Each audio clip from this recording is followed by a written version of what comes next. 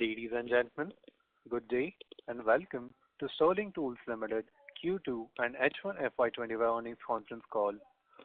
This conference call may contain forward-looking statements about the company, which are based on the beliefs, opinions, and expectations of the company as on the date of this call. These statements are not the guarantees of future performance and involve risks and uncertainties that are difficult to predict. As a reminder, all participant lines will be in the listen-only mode, and there will be an opportunity for you to ask questions after the presentation concludes. Should you need assistance during the conference call, please signal an operator by pressing star, then 0 on your touchtone phone. Please note that this conference call is being recorded. I now hand the conference over to Mr. Pankaj Gupta, Group CFO. Thank you, and over to you, sir. Thank you. Good morning, everyone. On behalf of STL Group, I extend a warm welcome to our Q2 and H1 FY25 earnings call. I am joined on this call by Mr. Atul Agarwal, our Managing Director, Mr. Jaideep Wadhwa, Director, Mr. Anish Agarwal, Director, and SGA Partner. We have uploaded our result presentation on the exchanges and hope everyone has had a chance to go through the same. I will now request Mr. Atul Agarwal for his opening remarks. Thank you, Pankaj. Good morning, everybody. I welcome to your call for Q2 and H1 FY25 earnings. Let me start with a brief overview of the industry. Total domestic passenger vehicle sales marginally increased 0.5% to 20.8 lakhs units in H1 FY25 compared to the same period last year. There was a notable increase of 13.2% in utility vehicle sales. Out of passenger vehicle sales, passenger car sales declined by 18.5% in H1 FY25 vis-a-vis last year, same period, to 6.6 lakh units. The domestic CV sales reduced by 4.2% in H1 FY25, 4.5 lakh units, as compared to H1 FY24, indicating a muted demand for the segment. Well, at Sterling, we are pleased to report a strong operation performance across key financial and strategic metrics for the first half of the fiscal year. Total income rose by 31.1% year-on-year, reaching a 569.6 crore in H1 FY25. This growth was largely fueled by sustained strength of our SGM business, which has made significant progress. SGM's share of total revenue increased to 42% in H1 FY25, up from 30% in the same period last year.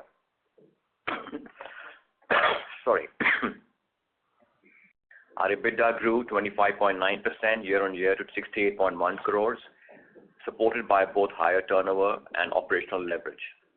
We are excited to share that Sterling Tools, through its wholly owned subsidiary Sterling Tech Mobility Limited, has recently announced a strategic partnership with Kunshan GLVAC, Yuantong New Energy Technology Limited, a leading Chinese player in the EV and hybrid EV market space.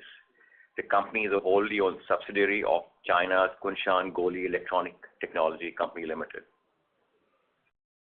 Through this partnership, we will manufacture advanced high-voltage direct current contactors and relays, which are essential components playing a key role in managing and controlling high-voltage electricity flow between battery, motor controller, or inverter and other power electronic systems. These provide safe switching and isolation in EV power circuits, ensuring efficient operation while protecting against electrical faults. In the events of accidents or short circuits, these help to prevent hazards such as fires or explosions.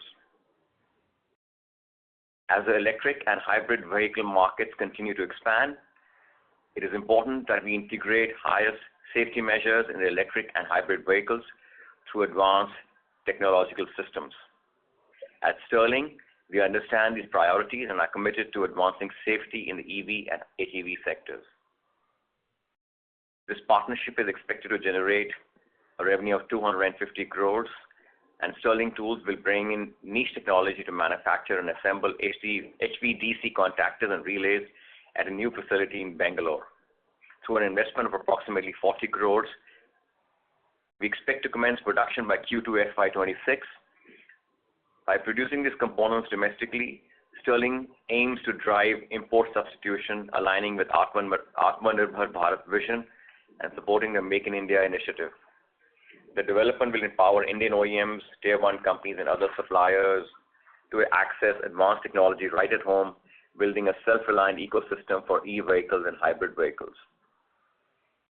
In summary, we remain committed to driving innovation, expanding our margins, strengthening client relationship as we navigate this exciting period. Our strategic initiatives, including collaborations with Yongin and now GLVAC YT, position us as a leader in development of electronics and electrical components, particularly for EV and hybrid electric vehicle sectors. With strong momentum and a clear growth focus, we are well positioned to capitalize on emerging opportunities, ensuring sustainable, robust performance in the future. Pankaj, back to you. Thank you, sir. I'll give you the financial highlights for Q2 and H1 FY25, starting with the standalone numbers for Q2. Total income grew by 8.4% to 168.4 crores. EBITDA grew by 11.9%, reaching to 25.3 crores. EBITDA margin increased to 15%, up from 14.6% in Q2 FY24. Profit after tax witnessed a growth of 19.4%, reaching to 11.9 crores in Q2, and profit after tax margin increased by 70 basis points, reaching to 7.1% in Q2 as compared to last year. The half-year results, total income grew by 9% to 331.3 crores. EBITDA increased to 13.2% year-over-year, reaching to 49.4 crores in this half-year. EBITDA margin stood at 14.9% in half-year as compared to 14.3%, increasing by 60 basis points. Profit after tax witnessed a growth of 29% year-over-year, reaching to 23.3 crores in H1 FY25. And the profit after tax margin at a half-year was 110 basis points higher, reaching to 7%. Coming to the consolidated financials, total income grew by 35%, reaching to 285.9 crores in Q2. EBITDA increased by 28.2%, reaching to 34.1 crores as compared to 26.6 crores in Q2 FY24. EBITDA margin stood at 11.9% consolidated in Q2. Profit after tax witnessed a growth of 40% year-over-year, reaching to 17.5 crores in Q2 FY25, and profit after tax margin stood at 6.1%. Consolidated financial highlights for H1 FY25, income grew by 31%, we reached to 570 crores in half year. EBITDA increased by 25.9%, reaching to 68 crores as compared to 54 crores in H1 FY24. EBITDA margin stood at 12% in H1 FY25 compared to 12.5% last year. And the reason for the margin reduction is the proportion of SGM business in the consolidated level, which increased to 42%, up from 30% last year. Profit after tax witnessed a growth of 40.5%, and we reached to 36 crores in H1 FY25. Profit after tax margin stood at 6.3%. We are pleased to share that our credit rating by ICRA has been upgraded, and we have moved from stable to positive outlook given the strong balance sheet. And overall, to summarize, our endeavor is to achieve higher growth as compared to industry, optimize capacity utilization levels, and sharpen our focus on new strategy initiatives going ahead. Thank you, everyone. We can now open question and answer session. Thank you very much, sir. We will now begin the question and answer session. Anyone who wishes to ask a question may press star and 1 on their touchtone telephone. If you wish to remove yourself from the question queue, you may press star and 2. Ladies and gentlemen, we'll wait for a moment while the question queue assembles. Our first question is from line of Deepan Shankar Narayan from Trustline Holdings Private Limited. Please go ahead. Good morning, everyone, and thanks a lot for the opportunity. Firstly, from my side, on the EV business, so despite seeing 20% decline in Q1 volume numbers for one of our top customers, we have managed with just 3% drop in revenues. So what are the key drivers behind this? Is it due to higher LCV contribution or increased contribution from other customers in scooter business for us? Jaideep, you want to take that? Yeah. Good morning. I will say that, we are seeing volumes from LCV and other customers pick up, but also, I think we've addressed this before, that you cannot track the output from, or you cannot correlate exactly the output from our customers and the shipments from our side. Because there are materials that go into stock, some are used for repairs and service, and so on. So, there is a bit of a mismatch. Directionally, of course, it will be true, but there will always be a bit of a mismatch between our numbers and the numbers of our immediate customers because of these variances. But we have started shipping products to LCV customers. We are shipping to other two-wheeler customers and three-wheeler customers, so that is contributing to the growth that we've seen in this quarter. Good to know that, sir. And earlier, the LCV contribution used to be in high single digits. So how it has been currently, and what is our outlook for next year for LCV contribution? So, no, sir, I don't think we've ever had a situation. So far, we had a situation where the LCV contributions were in high single digits for our motor control units, because LCVs have just started. The homologation from our customers, from our key customers, has just got completed, so they've just started selling. We do expect to see these sales really ramp up because we think that the products that have been made are very good and the customer acceptance will be high. So we expect to see volumes go from the hundreds to the thousands in the next year, monthly volumes. Okay. And can you throw more light on this new JV high voltage DC contactors? So what is the kind of market size and competitive landscape in India, and what kind of value additions are we targeting? And will this margin and ROE profile will be equivalent to MCU segment for us? Okay, so I can probably take that up. This is Anish. So firstly, this is not a joint venture. This is a technology collaboration agreement, and it's a wholly owned subsidiary of Sterling Tools Limited. The agreement is between the wholly owned subsidiary of Sterling Tools Limited, which is Sterling Tech Mobility Limited, and Kunshan Goli's DC contactor subsidiary, which is called Yuantong New Energy in China. In terms of the market for this particular product, it's used in all three-wheelers, all LCVs, all passenger vehicles, both electric as well as hybrid.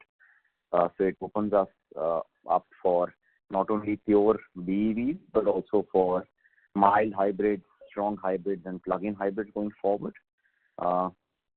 which is a play for OEMs specifically in the Japanese space, such as Suzuki, Toyota, Honda, etc. In terms of margin structures, we expect double-digit margins going forward, provided our capacity utilizations are good, and that we expect in the next few years once we start production in Q2 next year. And what about this value addition levels, what we are targeting, and what could be our key differentiators for this product?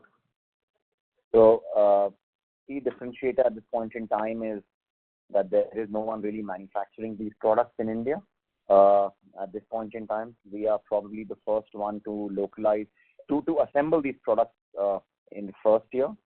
Starting next year, we hope to assemble the product here by buying the child parts from our partner in China, and then localize step by step depending upon the availability of certain raw materials which go into these DC contactors. So there's a phased manufacturing program or a phased localization program.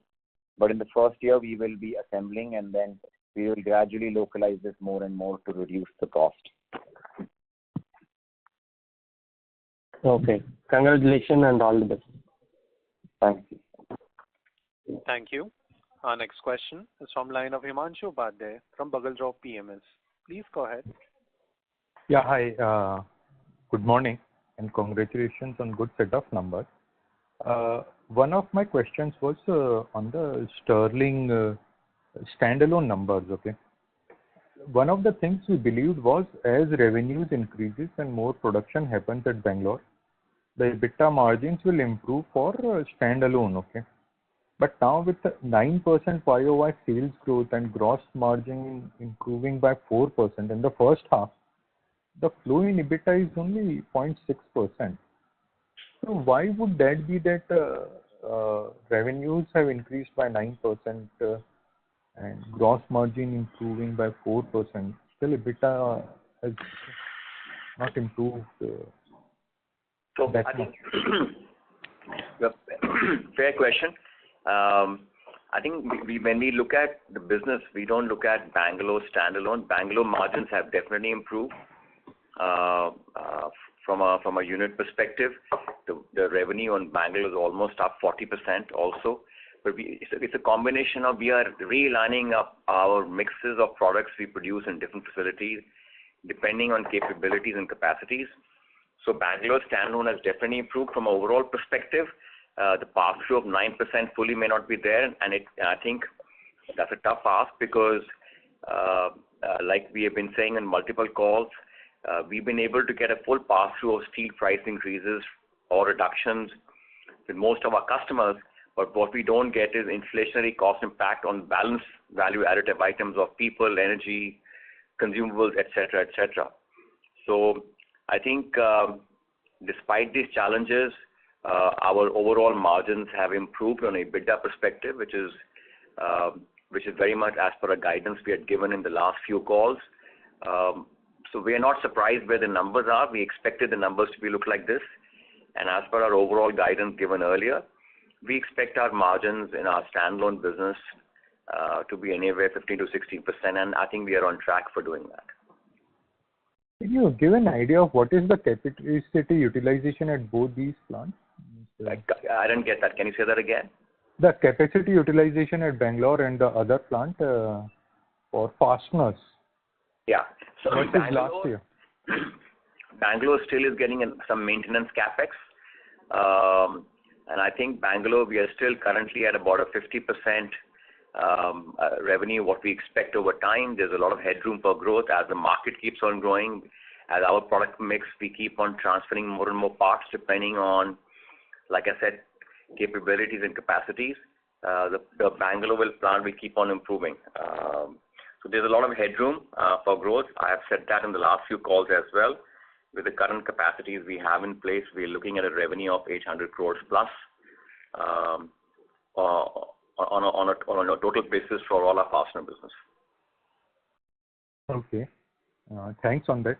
And one more question. Have we added new customer in PV because of which the share has improved from 27% in FY24 to 29% in first half of FY25? Or it is because of higher share at the existing large customer for us?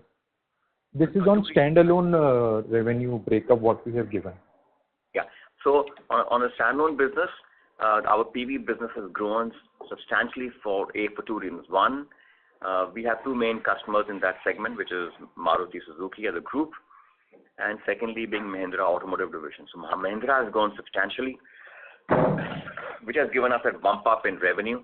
We had acquired and we continue to acquire a lot of special products with Mahindra Automotive Division, and their units are going up, which is automatically translating to our bottom line as well. Plus, at the same time, I think our service levels at Maruti Suzuki as a group are good, which is helping us acquire new product lines and new customers, new products with these customers. So these two customers, despite the fact Maruti may not have grown, we have grown faster, and Mahindra Automotive Division is a huge growth engine for our product passenger vehicle business. I just want to share, which we have been doing over a while now. We have also acquired business at Hyundai. The revenue growth will probably start coming in FY26, 27 onwards. But yeah, from a long-term perspective, We are strengthening our passenger vehicle portfolio, which was one of the weakness we had in terms of huge dependence on Maruti Suzuki.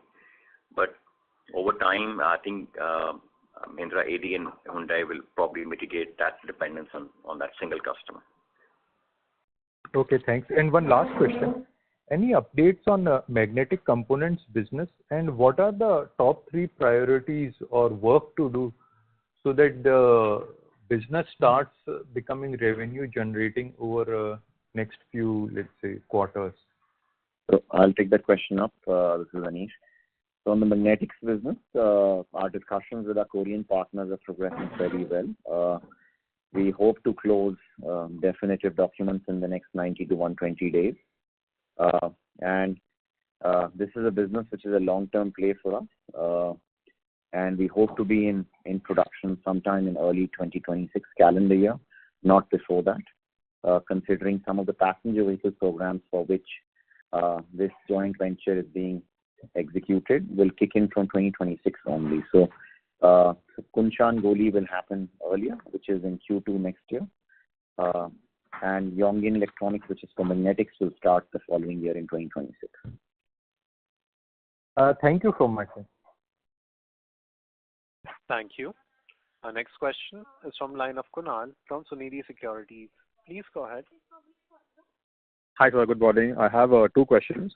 The first one is that in the MCU business, I think in the e-two-wheeler segment, I think most of our revenue is from Ola Electric. And so what is the risk going ahead if, Ola starts manufacturing their own MCUs, which I think in some of the media news, they indicate that they might do that. So any update on that, or how are we diversifying, our customer concentration to, reduce this risk? Hello? So, yes, Ola, can you hear me? Yeah, I can hear you. Okay. So yes, Ola has announced that they will manufacture motor control units in-house. It's a part of their vertical integration strategy. And this is something that, they have announced it, or they've talked about for quite some time. They are not in production yet. But there's something I believe that they will do it sometime. I do expect that they will be that they will be able to develop their own in-house unit in the future. Our strategy, I think, is very clear, and it's been something which we've been consistent with, which is that we are looking at both product and customer diversification. We have ongoing discussions with various companies to add additional products to our portfolio, and we continue. I think the last count is more than 30 active engagements with customers and more than 20 live programs. So we continue to do that as sales pick up from these customers. We'll see our revenues shift from Ola to these customers. With the changes in government policy, in terms of how FAME 2 got morphed, and now we have the PM E-Drive, which changes priorities and also reduces the subsidy. The uptake on some of the newer customers was slightly slower than expected, but we are very positive about these new programs because they've got good products, and we are confident that they will gain good market share vis-a-vis ICE engines in the future, which will give us the business growth that we are looking for. Okay, sir. So I just wanted to ask how much capex was incurred to double the capacity of the MCU from 3 to 6 lakhs. So we've gone higher than 6 lakhs in terms of capacity, but yeah, the total. And it's difficult to differentiate what we are. I'll just take a minute and also talk about what we are trying to do. Okay. To give us an idea. So as we look at our strategy of customer and product diversification, We also see that our customers have an interest to buy more and more components from one vendor because they want support on integration. And in some cases, these units are also getting combined into single packages or single boxes. So our strategy is that we see ourselves not only as a motor control unit company, but as a power electronics company, which means that the competence that we are trying to develop is one around power electronics for the automotive industry. And within that, obviously, you have chargers, you have DC-DC converters, you have motor control units, etc., etc. So we are looking at all of those opportunities and planning that. The reason I'm giving you that background is that the total capex budget that we had for this year was just a shade under 29 crores. We have visibility for about 22, 23 crores being capitalized before 31st March. There are still some long lead items that we don't have a full visibility on. It's difficult for me to say as a lot of this investment is going into engineering softwares, is going into testing equipment, etc. I can't tell you, exactly what's gone into the capacity expansion and what goes towards this overall competence building. But the capex plan is 29 crores, and we may be a shade below that depending on how deliveries come in and installation and commissioning gets completed. Okay, sir. And going ahead, how do we see the mix between fasteners and the other component MCUs? And so fasteners will be 50% or lesser than that, of like maybe in FY27, if you're giving a guidance. So can you repeat that question? Yeah. So what will the mix of products be going ahead, FY27, if like fasteners versus MCUs versus the DC contactors? And I think it's early days. We are drawing up our plans finally for FY26, 27, etc. Our EV businesses are currently at about a 40% clip. I think we hope to maintain that or improve that going forward. Okay. Thank you so much, sir. All the best. Thank you. Our next question is from line of Siddhant Chavra from Minerva Asset Advisors. Please go ahead. Yeah. Hello. Am I audible? Yes, Mr. Siddhant. Please go ahead. Yeah. Okay. Hi. So first question would be a bit of a bookkeeping question. So your gross margins from FY24, which were 24.8%, have now gone to 38.2% in Q2 FY25, and even on a QOQ basis from FY25 Q1, they've gone up by 10%. So I just want to understand the reasoning behind this spike in the gross margin. Like, it's obviously related to the COGS, so if you could throw some light on that firstly. And secondly, in relation to this only, this question, other expenses as well from FY24, which stood at 13% of sales, have now gone up to 23% of sales. So, and this spike is also seen on a QOQ basis. So for this also, can you give us a reasoning for the spike in other expenses as well? Do you want to take that? Your question is about the standalone, right? No, this would be on a consolidated level, right? Yeah. Okay, so your first question is the gross profit margin, right? Yeah. Okay, that gross profit margin for the Q2 stands at 51.5%, right? And for the half year, it's around 49.4%. Sorry, this would be my apology. This would be for the MCU segment, not consolidated. Okay, wait.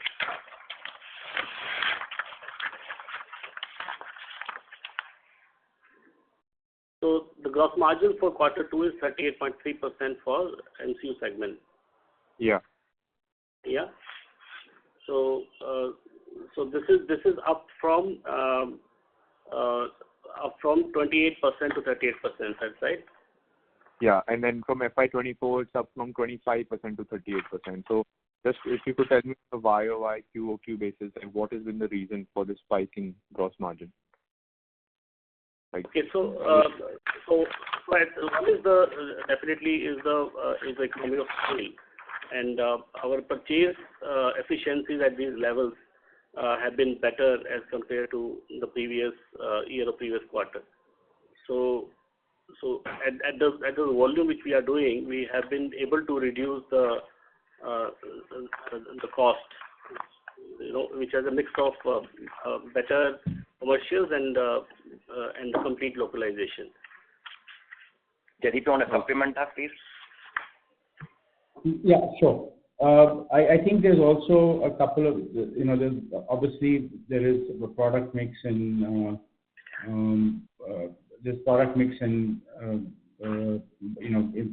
buying efficiencies that have kicked in. There's also a couple of other areas. You'll see there's an increase in other expenses. We have started paying royalties to GTEC, which are now mentioned in that area.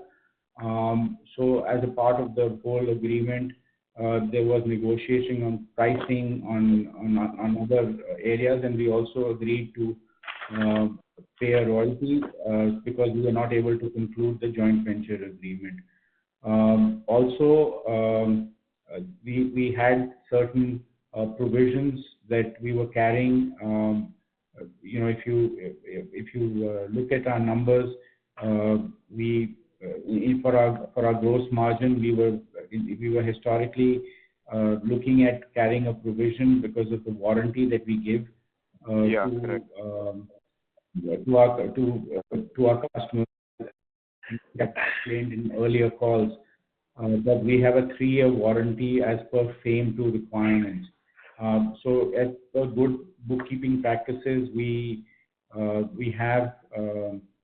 been keeping a provision so that we were not hit with any unexpected or large charges. As products that we've supplied in the beginning of our work have started completing 3 years, we are writing back some of these provisions. So I think there is some level of improvement that we do have. There is also a little bit of bookkeeping and realignment of heads that is causing this change. But at the EBITDA level, you'll see that we are fairly consistent.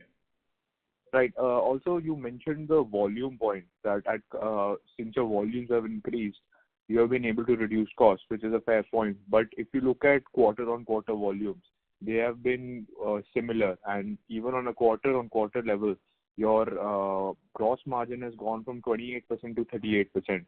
So what would be the reason there? Like, why has COGS gone down there? Because the volumes have remained similar. Yeah. No, my volume comment was last year to this year. The volumes are fairly stable between the 2 quarters. There's very, very little difference between the 2 quarters. As I said, there is it's to do with the royalty that Pankaj kicked in on 1st of June. Yes, sir. Yeah.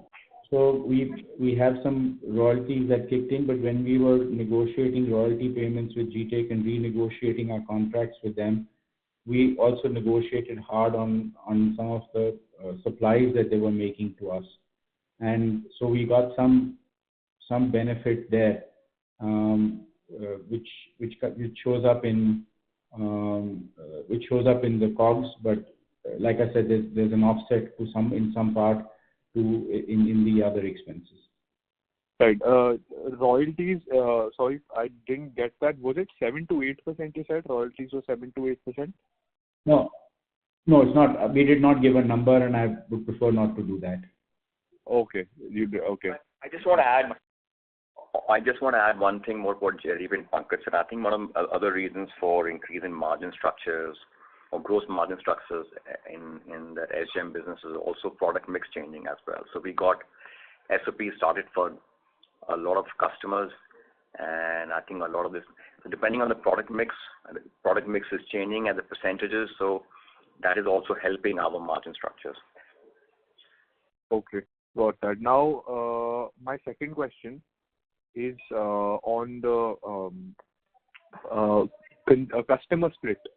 So as we know that you have a lot of customers especially in two-wheelers on the newer OEM side, like Ola, especially Ather, etc. Now, can you give us any understanding or any guidance on what you are doing to onboard some legacy names on the OEM side, like TVS, Bajaj, and across segments, not just two-wheelers, even three-wheelers, CVs, etc. Okay. So I think, you've touched upon one of the most important initiatives for us. We are working very hard to try and onboard legacy OEMs or the incumbents in the two-wheeler space.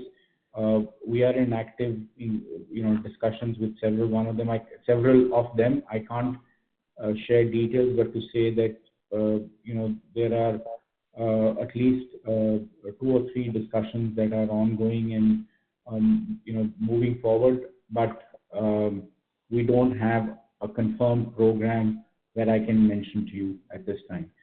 On the three-wheeler space, we don't have any activity as of today with the existing or incumbent OEs, to be honest, because it's just that there's a lot more activity happening in the new companies that are there. So the 3 companies that have historically had presence in this market, which is Bajaj, TVS, and Bajaj, TVS, and Piaggio. We are not working with any one of them right now, though we are in touch with these companies. On the LCV space, we are strongly established with some of the incumbents as well as with some of the startups. So in the LCV space, we do have some of the marquee incumbent customers as our customers. Okay. And any timeline maybe we could expect regarding the addition of these legacy names in other segments, or would that be too much of a stretch to ask about? No. I mean, I can give you I can share with you what we are seeing in the industry right now.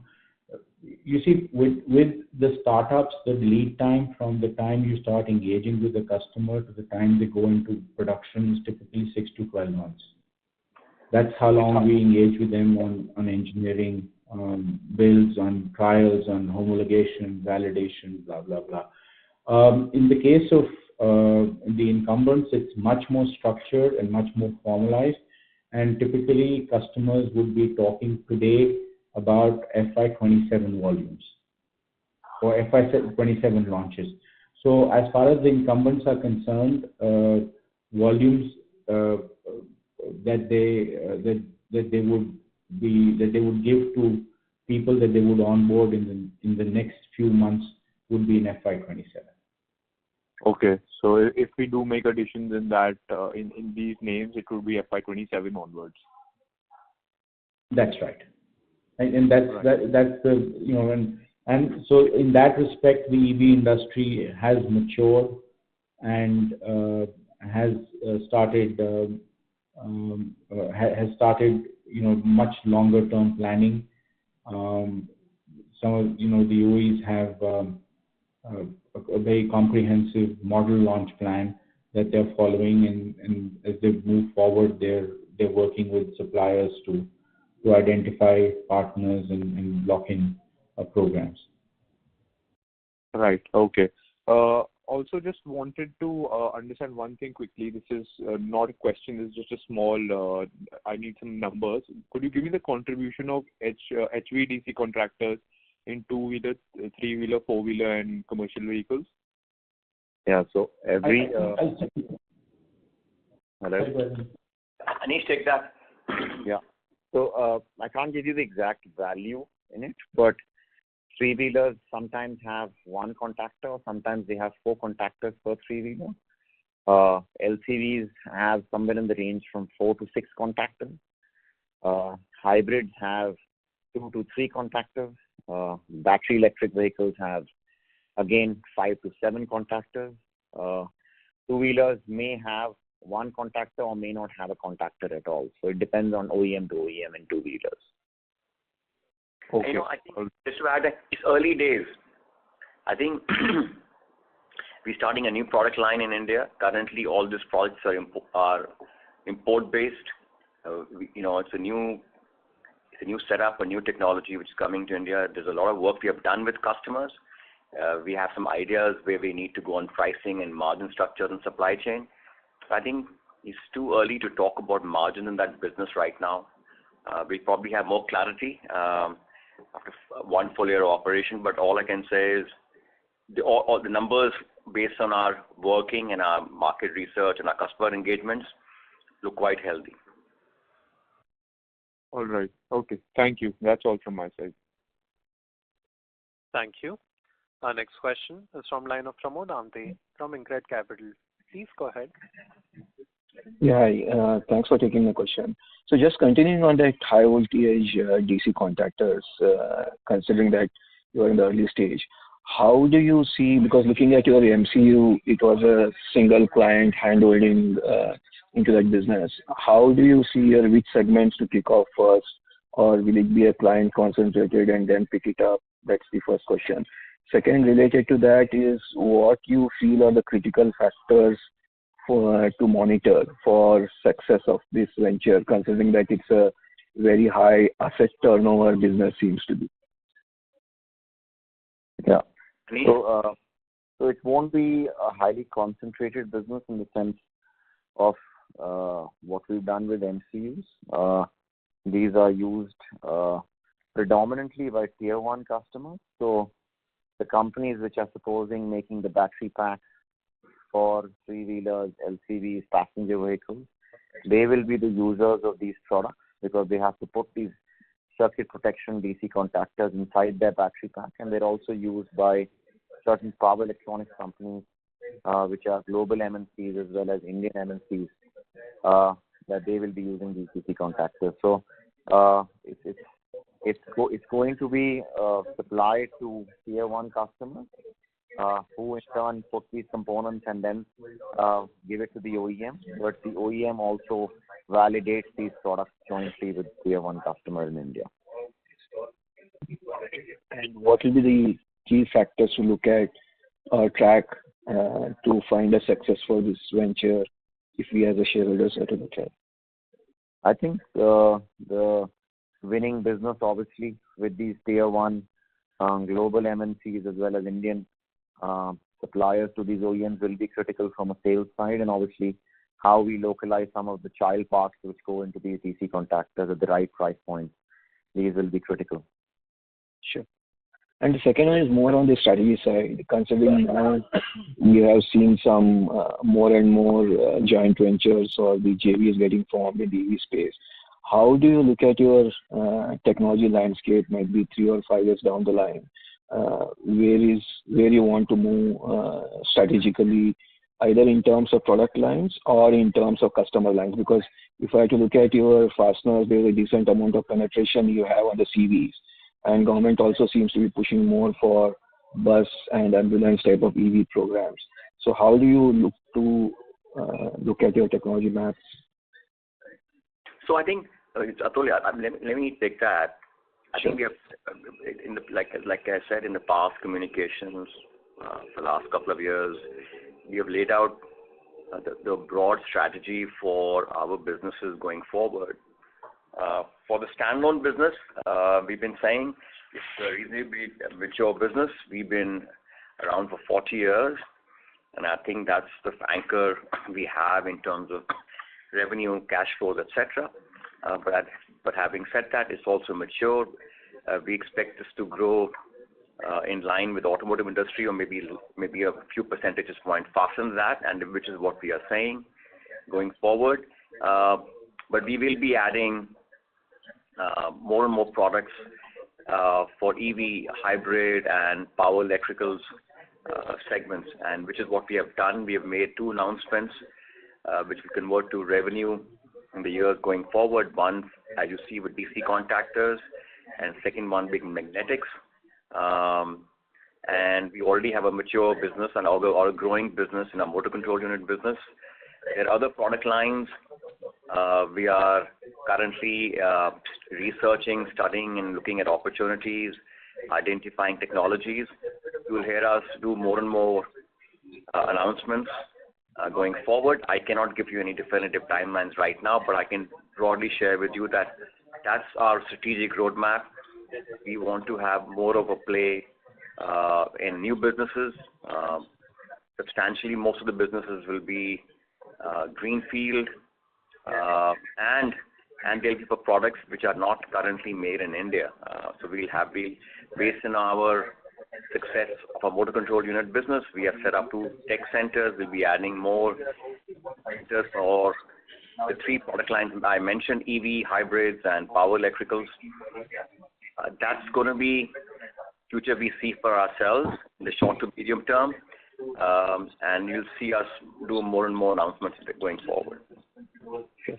And the last question, if may I, so for your MCU business, the large client is having some challenges on the service and quality as it is dragged on by the government or the press.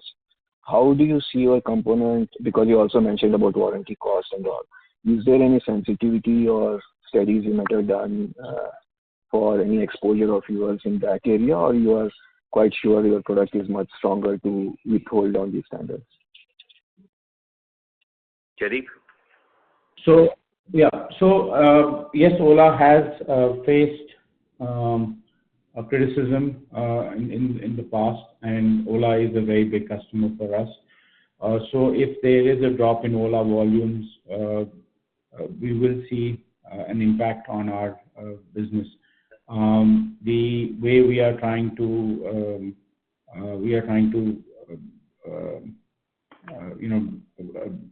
address these concerns is really to work through, like as I said, on customer and product diversification. That's the core of our strategy, and that's what we continue to work on.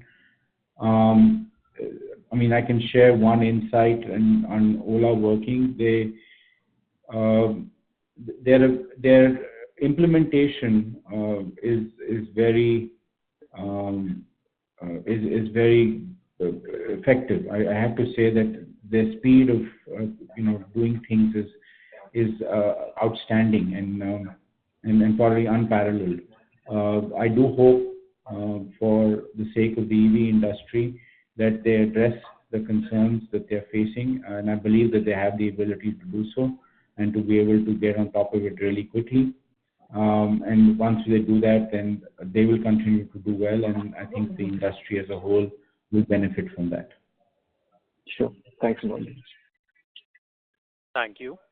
Before we take our next question, we would like to remind participants that you may press star and 1 to ask a question. Our next question is from line of Manan Mandur from Wallford PMS. Please go ahead. Yes, thank you so much for the opportunity and congratulations on the numbers. I have 3 questions, sir.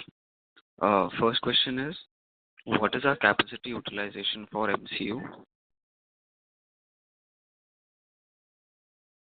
Okay, so the capacity utilization on average for MCU is about 80%, or actually just less than 80%.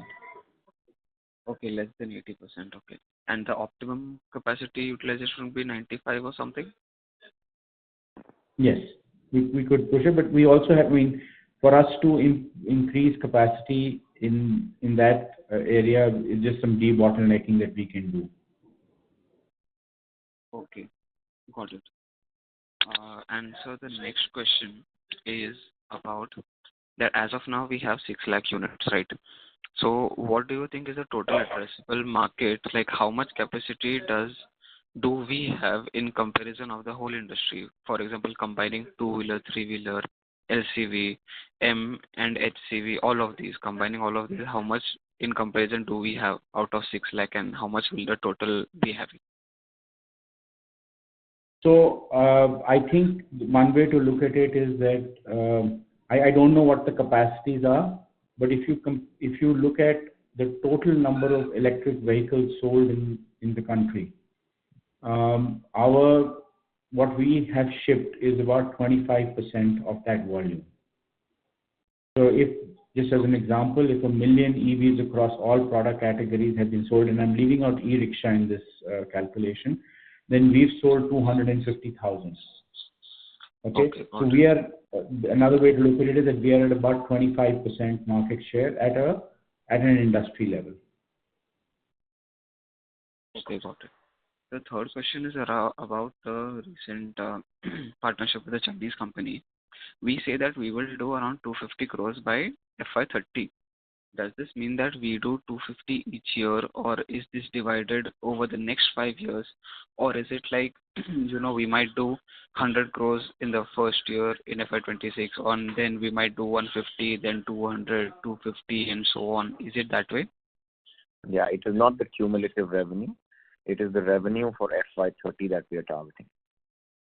Okay, so it will be in a phased manner, maybe 100, 150, 250, that. Correct. Okay, got it. And sir, the last question is on the government push in the LCV and M and HCV that we might be seeing for MCU, because we see that LCV has gained around 9% for the H1 out of the total for SGEM. So how do we see it going forward? So I think the PME drive should give a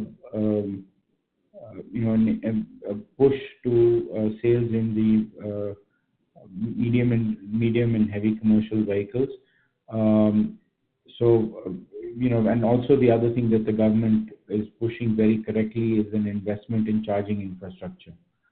So I think these elements would help improve sales in the higher segments. Though I did see a newspaper article this morning to say that subsidies on three-wheeler cargo vehicles will probably start declining or will be withdrawn. So the government is continuing to fine-tune, and because we play, unlike many other companies, we don't play just in one segment, but we go across the entire segment with our products, which range from 1 kilowatt to 225 kilowatts. So we have the ability to adapt to different growth patterns within the industry as policies push the industry in different directions. Okay, sir. And last question is, sir, how much does Ola have? How much does Ola contribute to our revenues for the SGEM in the MCU? Ola is our biggest customer by far, and I'm going to say they're over 70% or 75% of our total revenue. Okay, over 75. And second and third would be, sir, what were the names for second and third? I'm sorry, I couldn't hear that. For second and third customers, what would be the names?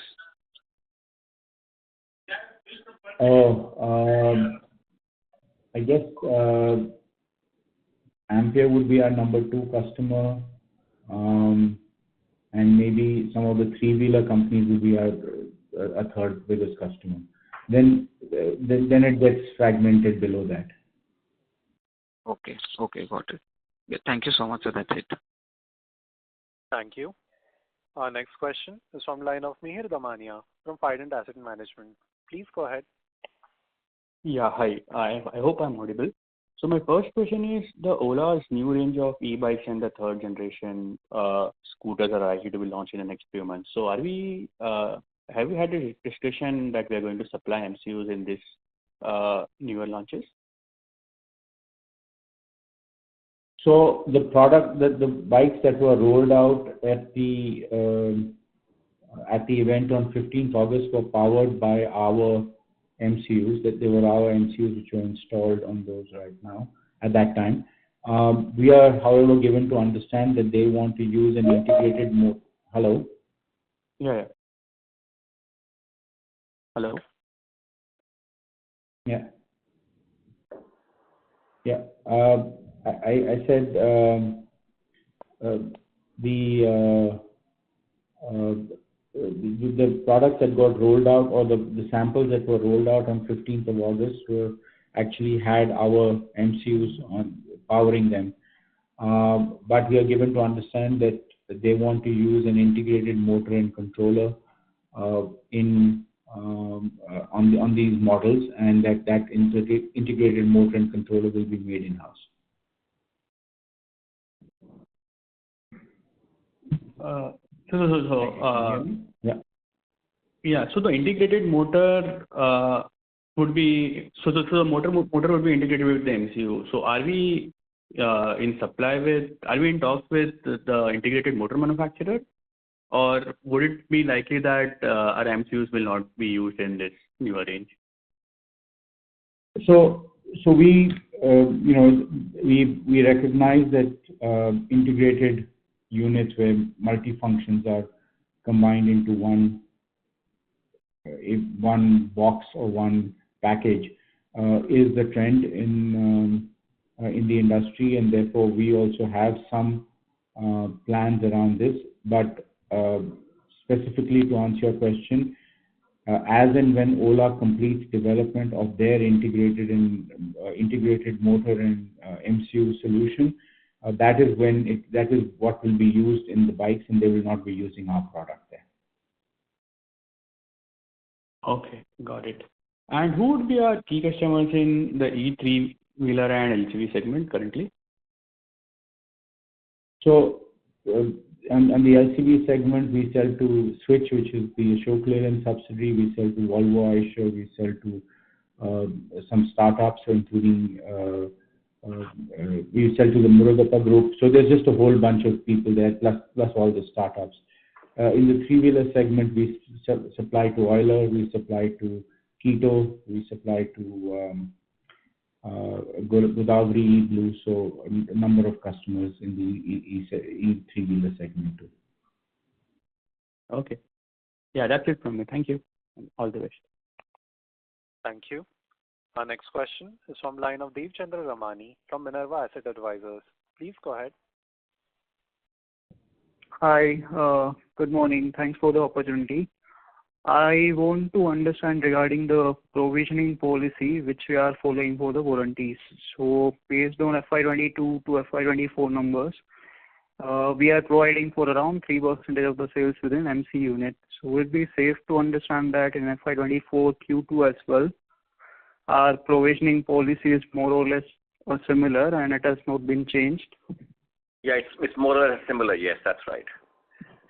Okay, so backing on that point, if we are looking at FY25 Q1 versus Q2 numbers, then in other expenses line item, there's a difference of around 10 crores.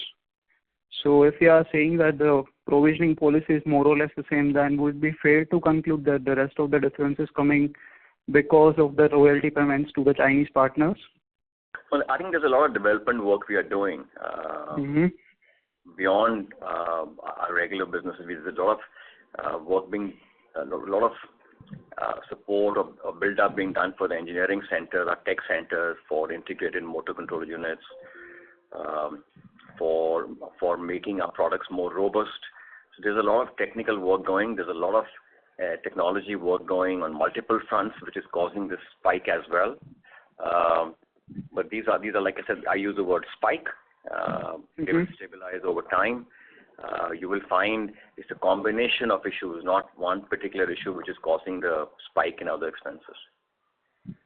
Okay, got it. And just to confirm on the sustainability side of it, so would it be safe to consider that the gross margin which we clocked in during FY25 Q2, those gross margins are sustainable? I understand. Yeah. Early days to talk about that. I think I would rather focus on numbers at operating margin levels. GM numbers will vary depending on how much investments you do any quarter on technology, on people, on building capabilities, on the shop floor process improvement, etc., etc. Oh, okay. That's it from my side. Thank you. Thank you.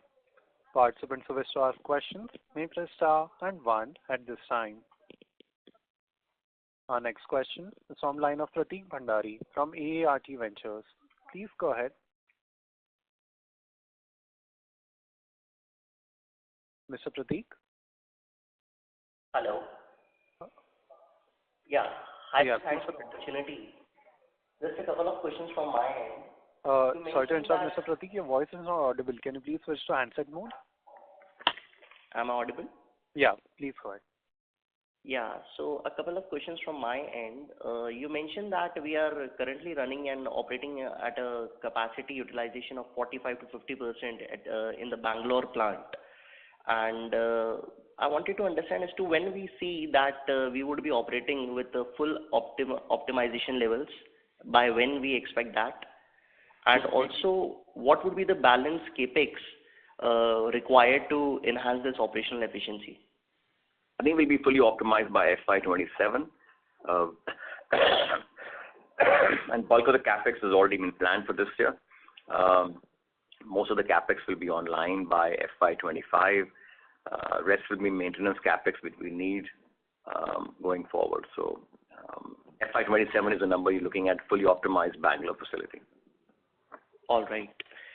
And like looking at the margins, prevailing margins, do we endeavor to maintain the 8 to 9% of margins in the SGEM? Jaideep?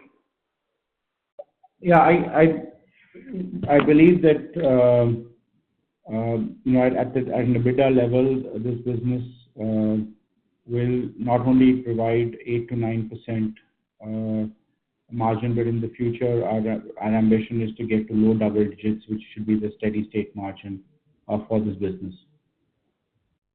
Okay, and STL at a standalone basis would be sustaining at the similar margins, or there is a headroom still for it to grow? Based on the visibility we have and communications earlier and today, we are looking at anywhere between 15 to 16%. Okay. And you mentioned that Ola would be your biggest customer when it comes to SGEM and two-wheeler segment of the same. So, if I talk about the revenue mix of the SGEM business, what would be the component of the two-wheeler versus the other segments? So two-wheeler is the predominant. I mean, I think we've given it somewhere that it's 91. 94%. 91 for two-wheelers. 91 for all the other. 91 for two-wheelers and 9% for all the others. And out of this 91%, what contribution would be coming from Ola and others? I think I just addressed that a little while ago, that Ola is over 75%. 75%. Okay. And just a last question from my end. You mentioned that, we are aiming to have a revenue of almost 250 crores by FY30. So can you give a sense of what we are expecting for FY26 in particular from this new partnership with the Chinese player? So I think FY26, we'll probably start, like I said in our communication, we are looking at starting operating in Q2 FY26. So it's too early to talk about FY26 numbers. We'll have some revenue, but there'll be marginal revenue numbers. Okay. And this 40 crores of investment, would it be split, over the 5-year period, or how would it work? How would the dynamics for this investment work like? I think that 40 crore investment will probably happen in the first 2 to 3 years itself. All right. Okay. Thanks a lot. Thanks a lot for answering my questions. Thank you. Our next question is from line of Prateek Didia, who's an individual investor. Please go ahead. Thanks for the opportunity, but my questions have been answered. Thank you. A reminder to the participants that you may press star and 1 to ask a question.